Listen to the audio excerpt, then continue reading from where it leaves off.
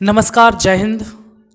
आज पुनः हम क्लास 10th मैथ्स के अंतर्गत वास्तविक संख्याएं टॉपिक फर्स्ट था, अध्याय 1 था। उसके हमने पिछले लेक्चर में कुछ प्रश्नों को देखा। इस लेक्चर में पुनः हम 3 प्रश्नों को देखेंगे। पहला प्रश्न है संख्या 6, 72 और 120 का अभाज्य गुणनखंड विधि से एचसीएफ एलसीएम निकालना। इसी तरीके से 12, 15, 21 का एलसीएम एचसीएफ निकालना। और एक प्रश्न है कि एचसीएफ हमें दिया गया है 306 और 657 का 9, तो हमें इसका एलसीएम ज्ञात करना है। तो हम पहले प्रश्न को हल करते हैं। तो यहां पर जो संख्याएं दी गई हैं वह है 6, 72, 120। यदि हम 6 के अभाज्य गुणनखंड निकालते हैं तो क्या होगा? 6 में 2 का भाग जाएगा, 2 तिया 6, फिर 3 का भाग जाएगा, 3 एकम 3।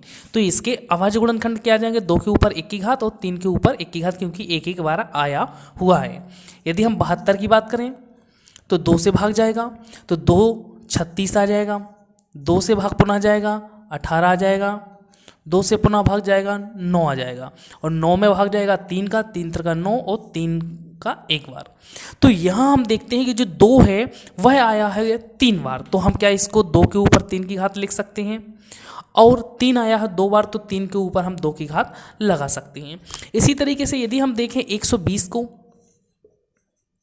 2 से भाग देंगे तो 60 आ जाएगा, 2 से पुनः भाग देंगे 30 आ जाएगा, 2 से भाग देंगे 15 आ जाएगा।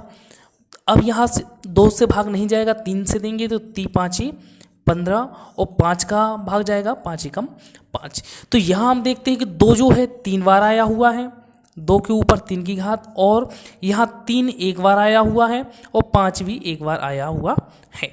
तो हमें क्या करना है? इनका एचसीएफ और एलसीएम ज्ञात करना है। तो हम लिखते हैं एचसीएफ किसका निकालना है? 6, 72 और 120 का।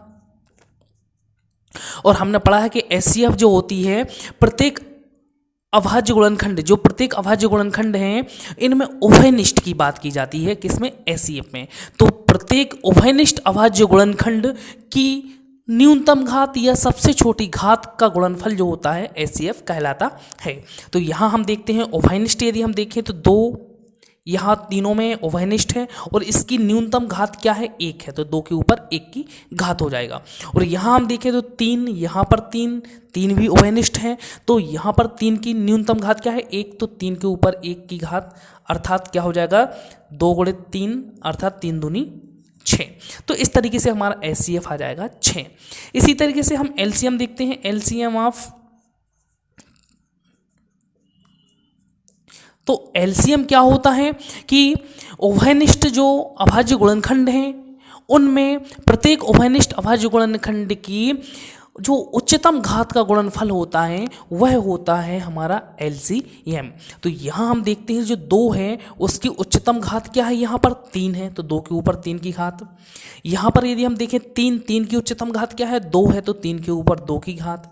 और यहाँ पर 2 3 हो गया, 5 बचा, तो 5 के ऊपर 1 की घात। इसको यदि हम सॉल्व करेंगे तो क्या हो जाएगा? 2 दूनी 4 दूनी 8, 3 का 9 और 5, तो 8 पंचे 40 और 9 चौको 36, तो 360 इसका क्या आ जाएगा? एलसीएम आ जाएगा। तो इस तरीके से हमने पहले प्रश्न को हल किया। दूसरा प्रश्न है संख्या 12, 15 और 21 का अभाज्य गुणनखंड विधि से एचसीएफ व एलसीएम ज्ञात कीजिए। तो यहां पर हम दूसरा प्रश्न हल करते हैं। तो संख्या दी गई है 12। यदि हम 12 की बात करें तो 12 के अभाज्य गुणनखंड यदि हम देखते हैं तो 12 में 2 का भाग जाएगा, 2 6 12, 2 का पुनः जाएगा, 2 तिया 6, और 3 में 3 का भाग जाएगा 3। तो यहाँ पर यदि हम बात करें 2 की तो 2 आया है 2 बार, तो 2 के ऊपर हम 2 की घात लगा सकते हैं, और 3 एक बार आया हुआ है तो 3 के ऊपर 1 की घात। इसी तरीके से यदि हम 15 की बात करते हैं तो यहाँ पर 15 जो है उसमें सबसे पहले 2 का भाग नहीं जाएगा, 3 का देते हैं, तो 3 5 15, और 5 में 5 का भाग जाएगा, 5 एकम 5। तो यहाँ पर हम देखते हैं 3 एक बार आया हुआ है और 5 भी एक बार आया है।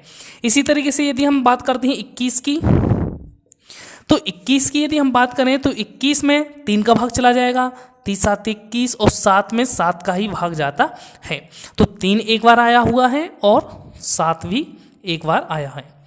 अब बात करना है हमें इसके एचसीएफ की, तो हम लिखते हैं एचसीएफ 12, 15 और 21। 12, 15 और 21 का यदि हम एचसीएफ निकालते हैं तो एचसीएफ चूंकि हम बतला चुके हैं कि प्रत्येक अभाज्य गुणनखंड में से जो उभयनिष्ठ होता है उसकी हम क्या करते हैं, न्यूनतम घात लेते हैं।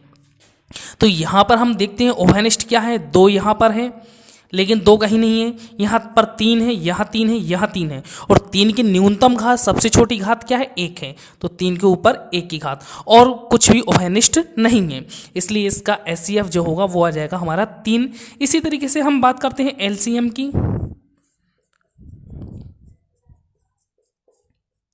तो एलसीएम हम जानते हैं कि जो प्रत्येक अभाज्य गुणनखंड हैं उनमें से प्रत्येक अभाज्य गुणनखंड की सबसे बड़ी घात का जो गुणनफल होता है वो हमारा एलसीएम होता है। तो यहाँ पर देखते हैं, यहाँ पर 2 के ऊपर 2 की घात गुणित 3 के ऊपर 1 की घात गुणित 5 के ऊपर 1 की घात गुणित 7 के ऊपर 1 की घात, अर्थात यहाँ सॉल्व करेंगे क्या हो जाएगा, 2 दूनी 4, 4 तीरी 12, 12 पंचे 60 और 7 छौं 42, 420।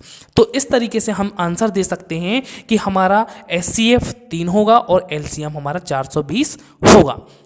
यहाँ पर तीसरा प्रश्न है एचसीएफ ऑफ 306 और 657, अर्थात दो संख्याएं 306 और 657 हैं, उनका एचसीएफ महत्तम समावर्तक 9 दिया है और एलसीएम हमें इसका ज्ञात करना है। तो सबसे पहले हम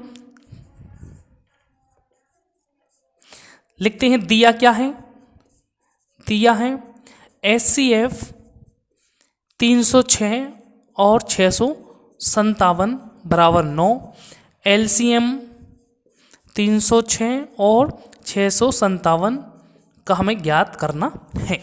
चूँकि यहाँ पर हम एक फॉर्मूला चूँकि पढ़ चुके हैं, हम जानते हैं कि जो हमें दो संख्याएं दी गई होती हैं जिनका हम एलसीएम या एचसीएफ निकालते हैं, उन दोनों संख्याओं का गुणनफल जिसे हम ए और बी मानते हैं, यदि दो संख्याएं ए और बी हैं तो इन दोनों का जो गुणनफल है वह इन दोनों संख्याओं के एचसीएफ, इन दोनों संख्याओं के एचसीएफ और इन दोनों संख्याओं के एलसीएम के गुणनफल के बराबर होता है।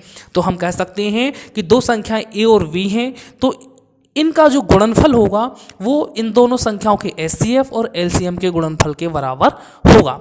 तो यहाँ पर हमें एचसीएफ दिया है, दोनों संख्याएं ए और बी दी गई हैं, तो हम इस सूत्र का प्रयोग करके हम एलसीएम ज्ञात कर सकते हैं। तो यहाँ से हम देखते हैं कि जो संख्याएं हैं ए और बी यहाँ पर क्या है, हम लिख सकते हैं ए बराबर 306, बी बराबर 657। तो यहाँ पर हम फॉर्मूला लिख सकते हैं, चूँकि ए गुणित बी बराबर एचसीएफ ऑफ ए बी गुणित एलसीएम ऑफ ए बी, ये चूँकि हम जानते हैं। तो यहाँ पर ए और बी के मान क्या है, 306 और 657 बराबर एचसीएफ हमें क्या दिया है, एचसीएफ 9 दिया है, एलसीएम ए बी, ए का मान 306 और बी का मान 657। तो यहाँ से हम यदि देखें ये गुणा में है 9, एलसीएम का डिवाइड में आ जाएगा, पक्षांतर करेंगे तो 306 गुणित 657 भागित 9 बराबर एलसीएम 306 और 657।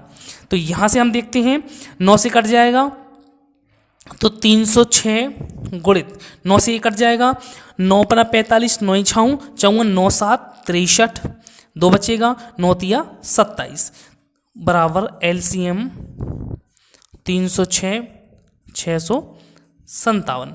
यदि हम इसका गुणा करें तो हम इसको रफ में कर सकते हैं कि 306 का 73 से गुणा करेंगे तो 3 से करेंगे तो 6 तिरी 18, 0 है तो 1 आ जाएगा और 3 तर का 9। इसी तरीके से 7 का गुणा करेंगे 6 में तो 6 7 42 आ जाएगा और 7 तिया 21। तो इस तरीके से 8 2 1 3 9 4 13 22 33 8।